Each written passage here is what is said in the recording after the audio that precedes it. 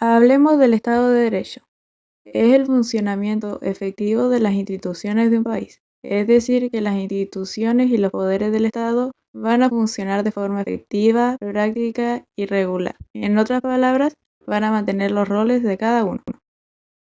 Las leyes son cumplidas por el gobierno y los ciudadanos sin excepción. Es decir, que cualquier ciudadano tiene que respetar a la Constitución. Y para que se mantenga un Estado de Derecho que pueda ser equilibrado, se tienen que cumplir las leyes. Y nadie está sobre la ley. Se reconoce y se garantizan los derechos humanos de los ciudadanos en el sentido del derecho de la libre expresión y el pensamiento, la democracia, el derecho a escoger una religión y poder relacionarse con quien uno quiera. Estas características que maneja un Estado de Derecho deben estar en cualquier república democrática como Chile. Deben de cumplirse para proteger al ciudadano del poder que dicta la ley, evitando posible abuso. Ahora bien, remontémonos en la época de los 70, más bien en el año 1973.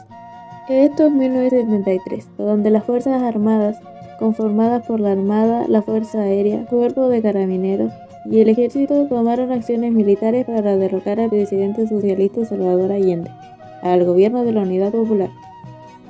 Este golpe dio origen al establecimiento de una junta militar liderada por Augusto Pinochet. Chile, hasta ese entonces, se mantenía como una de las democracias más estables de América Latina. Entró en una dictadura militar. Con ella, una diversidad de consecuencias.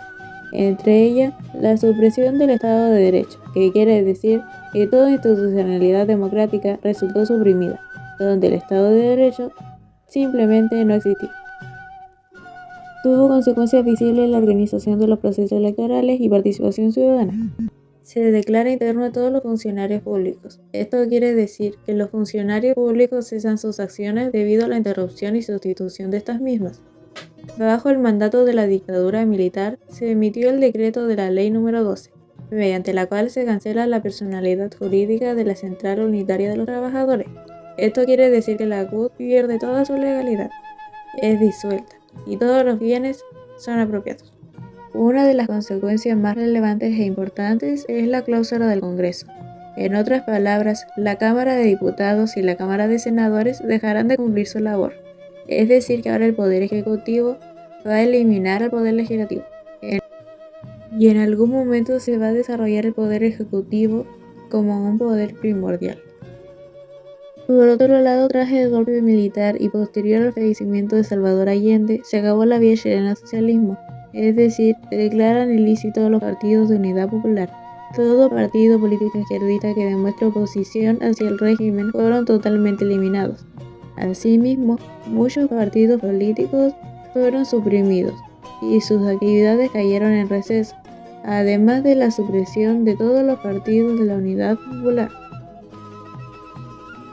Los medios de comunicación funcionaron bajo censura previa. Sus contenidos fueron intervenidos y manipulados. En este periodo fueron cometidas sistemáticas violaciones a los derechos humanos. Primero, la Junta Militar, con el objetivo de asegurar la normalidad en todo el territorio.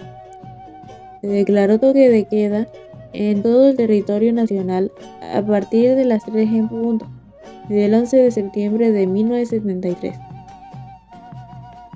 Los militares fueron los encargados de restringir y prohibir la circulación libre de las personas por las calles, o que éstas permanezcan fuera del horario impuesto en las ciudades. Por otra parte, desde el primer instante en el que se estableció la dictadura militar, comenzó la brutal supresión contra las personas adherentes al gobierno de la Unidad Popular, con detenciones masivas, torturas y homicidios. En este sentido, las universidades fueron vistas como impedimento para el desarrollo del nuevo gobierno y como opositores de este. Miembros del ejército entraban al campus de la universidad, deteniendo a los alumnos que se identificaran con el gobierno de la Unidad Popular o eran abiertos al pensamiento izquierdista. Pinochet inició lo que la historia registra como la Cabina de la Muerte, una comitiva que recorrió Chile de norte a sur por medio de un helicóptero denominado Puma. Ha sido una especie de limpieza que dejó una capa de asesinatos, torturas y desapariciones. Los prisioneros, muchos de los cuales ya habían sido condenados a cárcel, eran ejecutados a su paso por Cauquenes, La Serena, Copiapó, Antofagasta y Calama. La comitiva los retiraba de las prisiones locales y lo trasladaba a regimientos o alrededores de esas ciudades para asesinarlos. Comúnmente las detenciones, interrogatorios y torturas solían realizarse en propiedades del ejército o de carabineros, en recintos deportivos, generalmente en cárceles. Es el caso del Estadio Nacional. Miles de hombres fueron recluidos por este, mientras sus mujeres y sus familias se reunían en las afueras para saber cómo se encontraban. En su interior, los detenidos eran sometidos a torturas eléctricas y golpes, a vejaciones psicológicas, mala alimentación y hacinamiento, situaciones que así los condujeron a la muerte. Varias decenas de ellos, en los lugares más comunes de detención, eran camarines, salones y baños. Los tiempos de reclusión en el recinto eran variables. Algunos eran liberados algunas semanas después. Otros eran trasladados hacia campos de concentración, y otros chilenos, por obligación o por temor, debieron irse a vivir al extranjero y convertirse en unos exiliados. Ahora, cuando hablamos de tortura, era habitual dar palizas a los detenidos, pero había práctica más dura como el parrillazo o el picaneo eléctrico, que era la forma más habitual de tortura dura. Consistía en un catre de metal sobre el que se amarraba desnudo al detenido para proceder a aplicarle descargas de corriente eléctrica sobre distintas partes del cuerpo, o como el submarino húmedo, que era hundimiento de cabeza en un recipiente con agua, generalmente sucia, donde la cabeza era mantenida sumergida hasta el punto más cercano de la asfixia. A los métodos de tortura descritos se sumaban otras prácticas habituales de tortura y malos tratos, golpes de todo tipo, algunos tan violentos que lograban provocar grandes lesiones físicas, o golpes imprevistos dados a una persona con la vista vendada. Las violaciones y vejaciones a mujeres y hombres delante de sus esposos, padres y familias era una forma habitual de tortura, ejerciendo incluso violación con perros amaestrados. Ahora bien, alrededor de un 10% de las personas que se declararon como víctimas fueron mujeres.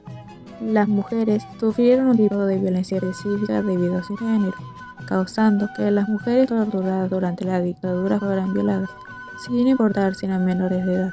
Algunas de las mujeres forzadas quedaron embarazadas de sus torturadores. La violencia a la que se vieron expuestas les causó secuelas físicas y psicológicas permanentes. De todos los organismos represores que existieron en la dictadura militar, hablemos de la Dirección de Inteligencia Nacional, DINA. Esta se hizo cargo del trabajo represivo del Estado chileno, de forma selectiva, bajo el mando entonces del jefe de la Junta Augusto Pinochet, y dirigida por Manuel Contreras. Esta extendió su actividad a lo largo de todo el país, poniendo centros de detención y torturas, que mayoritariamente eran centros deportivos, como fue el caso y hablado del Estadio Nacional, comisarías e instalaciones educativas. Este organismo era la principal agencia de represión, deteniendo, torturando, ejecutando, desapareciendo sus enemigos y efectivamente llevando a cabo lo que se denomina como terrorismo de Estado, o sea, la intimidación del gobierno hacia la población mediante la amenaza a la violencia. Como conclusión, durante este trabajo pudimos conocer que durante la época en la que gobernó la Junta Militar, particularmente Augusto Pinochet, fue un lapso de tiempo en el cual perduró la represión, el silencio, la sumisión y el miedo. El Estado de Derecho fue corrompido y eliminado, pero lo más grave fue la violación de los derechos humanos, donde las personas fueron perseguidas y encerradas. Otras nunca volvieron a sus hogares. Muchos chilenos debieron irse a vivir al extranjero y convertirse en exiliados. Esta época fue una clara representación de que si no se respetan los derechos humanos, no hay Estado de Derecho, y donde no hay Estado de Derecho no se respetan los derechos humanos.